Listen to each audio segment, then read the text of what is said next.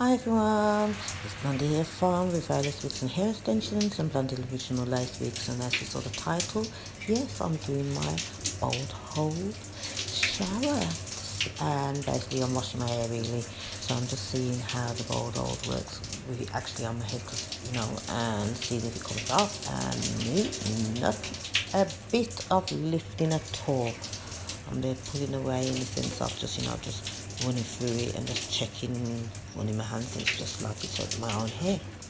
Now I'm doing the install. Look at that mess. Okay, you've seen me do that one before, but for a new way I do it now. But this saw just a little quick here and a little taster. Bye.